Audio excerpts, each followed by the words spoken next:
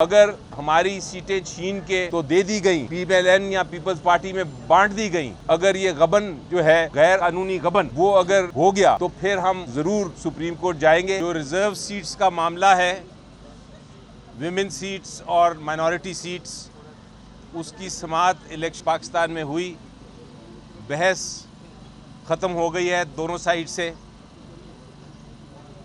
आईन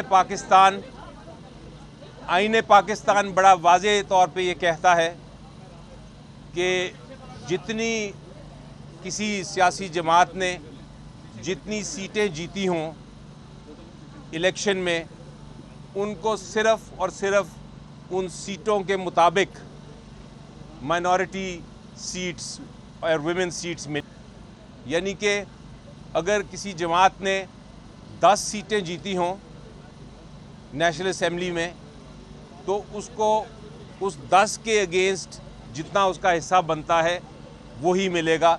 उन 10 सीट से आगे हिस्सा नहीं मिल सकता।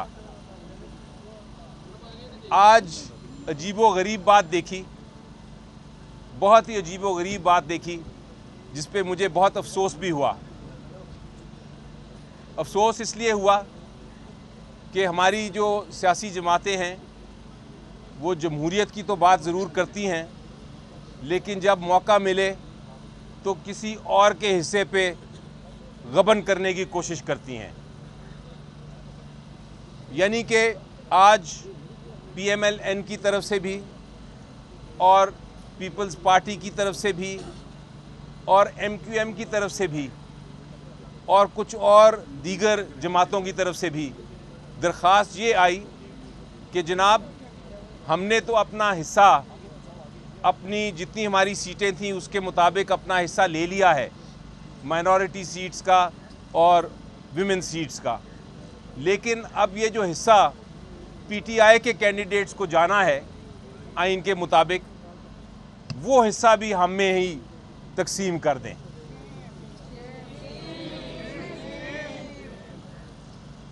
हमने इलेक्शन कमीशन ऑफ पाकिस्तान को सामने बताया कि आइन को आप तब्दील नहीं कर सकते। आइन में जो हिस्सा उनका है वो हिस्सा उनको आप दे चुके हैं।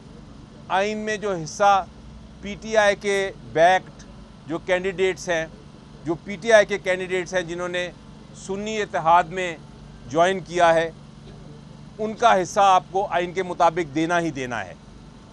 हमने ये भी कहा कि आप ये खाली भी नहीं छोड़ सकते, क्योंकि जो विमेन माइनॉरिटी इनके जो हिस्से हैं, इनके जो कैंडिडेट्स हैं, ये कोई खैरात नहीं है, ये आइनी हक है।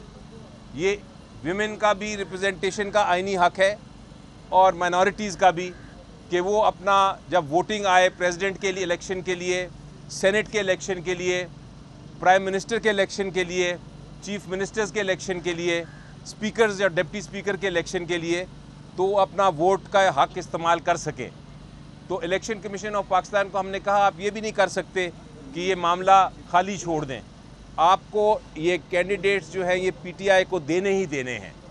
एक बहस की गई कि जनाब, जो सुन्नी इत्तेहाद है ये एक पॉलिटिकल जमात तो है, लेकिन इन्होंने पार्लियामेंट में कोई सीट नहीं जीती, इसलिए इनको जो कैंडिडेट्स ने, PTI के कैंडिडेट्स ने जो उनके साथ अंदर शामिल हुए हैं, उनके शमूलियत के बाद भी उनको ये माइनॉरिटी सीट्स नहीं दी जा सकती और विमेन सीट्स नहीं दी जा सकती। उस पर भी हमने आर्टिकल 51 दिखाया इलेक्शन कमीशन ऑफ पाकिस्तान को जवाब में, और ये बताया कि वहाँ लफ्ज़ इस्तेमाल हुआ है कि कोई भी पॉलिटिकल पार्टी को ज्वाइन किया जा सकता है। किसी भी पॉलिटिकल पार्टी को जो इंडिपेंडेंट कैंडिडेट्स हैं वो ज्वाइन कर सकते हैं। ये कोई कदगन नहीं लगाई आइन में कि उस पॉलिटिकल पार्टी को ही ज्वाइन कर सकते हैं जो पार्लियामेंट में हो, बल्कि पाकिस्तान की आइन में पार्लियामेंट्री पार्टी को अलग एक हैसियत दी गई है। वहाँ लफ्ज़ इस्तेमाल हुआ है आर्टिकल 51 में पॉलिटिकल पार्टी सिर्फ। दूसरी बहस ये की गई कि जनाब, सुन्नी इत्तेहाद ने लिस्ट नहीं दी। हमने उसका जवाब दिया कि बिल्कुल दुरुस्त है, लिस्ट नहीं दी, लेकिन इसमें कहाँ कदगन है कानून में कि आप दोबारा लिस्ट नहीं दे सकते। अब जबकि सुन्नी इत्तेहाद में इतने सारे जो कैंडिडेट्स हैं वो ज्वाइन कर गए हैं, उनकी तादाद पाकिस्तान में सबसे मेजॉरिटी में आ गई है। तो आपको कोई कदर नहीं है इलेक्शन कमीशन ऑफ पाकिस्तान के ऊपर कि वो दोबारा से एक शेड्यूल अनाउंस करके तो इन विमेन जो हमारी सारी कैंडिडेट्स हैं और माइनॉरिटी के जो कैंडिडेट्स हैं उनकी स्क्रूटनी करके उनको रिज़र्व सीट्स दे दें। यही इंसाफ का तकाजा है। बहरहाल ये सारी बहस हुई और उस बहस के बाद अब इलेक्शन कमीशन ऑफ पाकिस्तान ने जजमेंट को रिज़र्व कर लिया है। तो उम्मीद तो मेरी ये है, हम सब की उम्मीद ये है कि आइन और कानून के मुताबिक फ़ैसला होगा और फिर हम इंशाल्लाह आगे चल सकेंगे। अगर ये नहीं हुआ, अगर हमारी सीटें छीन के तो दे दी गई, PMLN या पीपल्स पार्टी में बांट दी गई, अगर ये गबन जो है गैर कानूनी गबन वो अगर हो गया तो फिर हम ज़रूर सुप्रीम कोर्ट जाएंगे। लेकिन ये एक इतनी बड़ी आइन शिकनी होगी कि उसके बाद प्रेसिडेंट का भी इलेक्शन, सेनेट के भी इलेक्शन, प्राइम मिनिस्टर का भी इलेक्शन और स्पीकर और डिप्टी स्पीकर का भी इलेक्शन जो है वो सारा कंट्रोवर्शियल हो जाएगा, वो सारा मुतनाज़ा हो जाएगा और वो उसकी कोई लेजिटिमेसी नहीं रहेगी।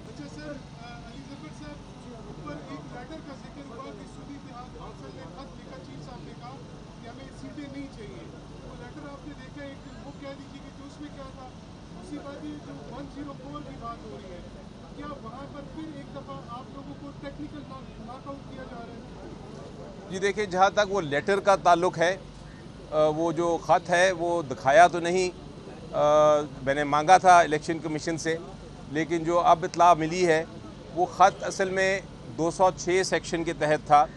वो ख़त में कहीं ये नहीं लिखा कि हमने लिस्ट नहीं देनी या हम रिज़र्व सीट्स नहीं चाहते। वो लेटर तो एक 206 के रिप्लाई में था, जहाँ एक रूटीन का लेटर लिखा था इलेक्शन कमीशन ने कि जनाब आप अपनी बताइए कि कौन कौन कैंडिडेट है आपके। तो उस पर उन्होंने कहा कि हम कंटेस्ट नहीं किया इलेक्शन, तो हमें ये ज़रूरत नहीं है बताने की। इसलिए वो लेटर का कोई रेलेवेंसी नहीं है इस केस से। आपने सेक्शन 104 का पूछा। सेक्शन 104 में ये लिखा है कि एक पॉलिटिकल पार्टी को लिस्ट देनी है अपनी जो विमेन सीट्स और माइनॉरिटी सीट्स है, और उस सीट्स के मुताबिक फिर उनका फ़ैसला होगा कि उनको कितनी सीटें मिलनी हैं। लेकिन उसमें ये कहीं नहीं लिखा कि आप अगर एक बार इलेक्शन हो जाए और इलेक्शन के बाद एक पॉलिटिकल पार्टी को जिसने पहले लिस्ट नहीं दी थी मज़ीद लोग ज्वाइन कर ले तो दोबारा लिस्ट नहीं दे सकते। और उस पर हमने उनको बताया कि ऐसे एग्ज़ाम्पल्स हैं। एक तो इलेक्शन कमीशन ऑफ पाकिस्तान की जजमेंट है जिसमें बाप के केस में बाप की एक पार्टी थी, उन्होंने भी लिस्टें नहीं दी थी, लेकिन उनको बाद में लिस्ट देने की इजाज़त दी गई।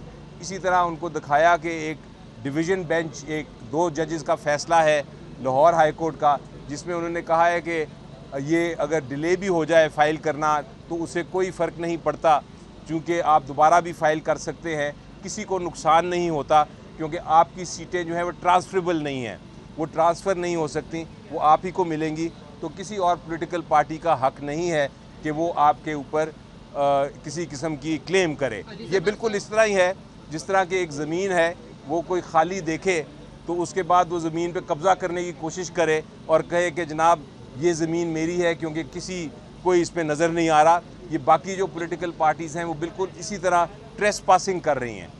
अली ज़फ़र साहब ये बताइएगा, ज़्यादातर वकील तो असम्बलियों तक पहुंच गए, लेकिन इमरान खान साहब का क्या बनेगा सर? वो जेल के अंदर ही रहेंगे? जी बिल्कुल नहीं, इंशाल्लाह उनके केसेस भी कल फिक्स्ड हैं। आप Lahore high court, Islamabad high court आइएगा, तीनों केसेस फिक्स्ड हैं। तोशा खाना का भी और साइफ़र केस भी और शाह महमूद कुरैशी साहब का भी केस फिक्स है। कल हम बहस करेंगे और इंशाल्लाह जल्द उसका फ़ैसला आएगा।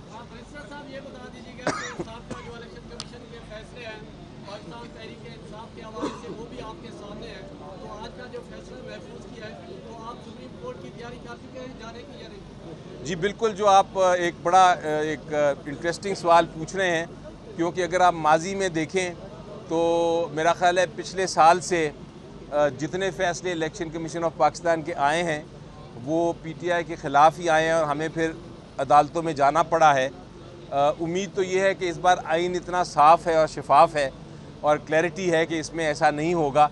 लेकिन अगर आप माजी देखें तो फिर उसके मुताबिक हमने तैयारी कर ली हुई है। अली ज़फ़र साहब, ये जो आपने कहा कि इलेक्शन कमीशन ने सीटों के हिसाब से जो है ना रिजर्व सीट देनी है, इसका कोई रेशियो या कोई वो कायम किया गया है कि इस रेशियो के हिसाब से 10 के ऊपर कितने सीटें मिलेगी? आइन में ही लिखा है।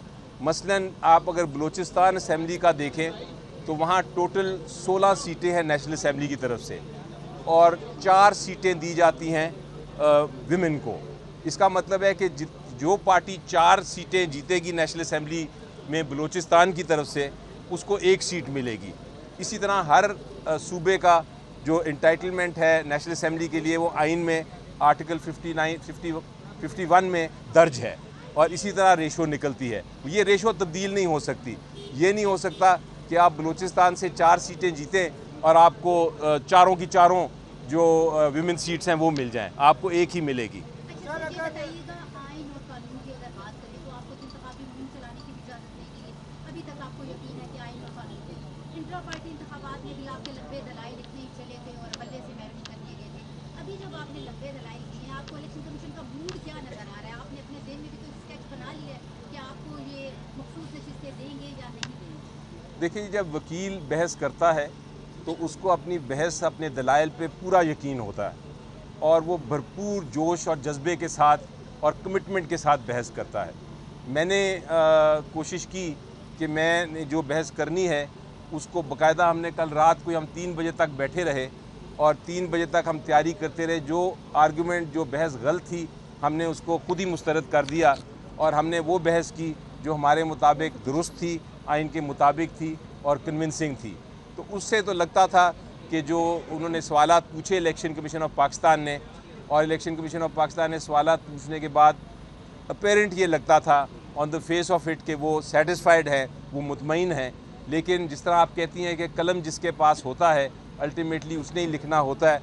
हम वकील की हैसियत से हम अपना बेस्ट आर्गूमेंट, बेस्ट बहस कर सकते हैं, लेकिन अल्टीमेटली क्या फ़ैसला होगा इस पे हम जजमेंट नहीं पास कर सकते। सर, अगर सुप्रीम कोर्ट जाते हैं तो वहाँ पर भी फैसला उम्मीद है कि इंसाफ होगा? जी देखिए, मेरी चाहे जो भी आप माजी देख लें, मुझे यकीन है और हमेशा रखूँगा यकीन कि आइन और कानून के मुताबिक ही अदालतें फ़ैसला करती हैं।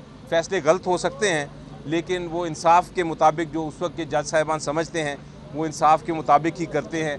आप फ़ैसलों पे बाद में तनकीद कर सकते हैं लेकिन उस वक्त जो फ़ैसला जज करता है वो अपने इल्म, अपनी काविश, अपनी अक्ल के मुताबिक वो फ़ैसला करते हैं।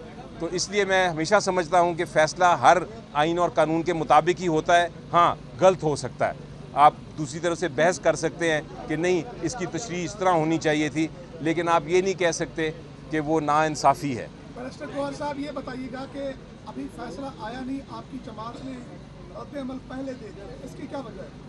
देखिए, अभी तक कोई रद्द-ए-अमल नहीं आया पार्टी की तरफ से। हम हमेशा से इदारों का एहतराम करते हैं और हमने इन पर एतमाद किया। जिस तरह अली ज़फ़र साहब ने फरमाया, हम यही कह रहे हैं और उम्मीद करते हैं। लास्ट टाइम भी इनका मूड ऐसा ही था, हमारे फेवर में था, लेकिन एनीवे जो भी डिसीजन होगा, let's see down the line. अब जबकि अवाम ने बोला है सब कुछ, उम्मीद है इंशाअल्लाह ताला तरीक़ाकार कोई डिफरेंट होना चाहिए और कानून के मुताबिक होना चाहिए।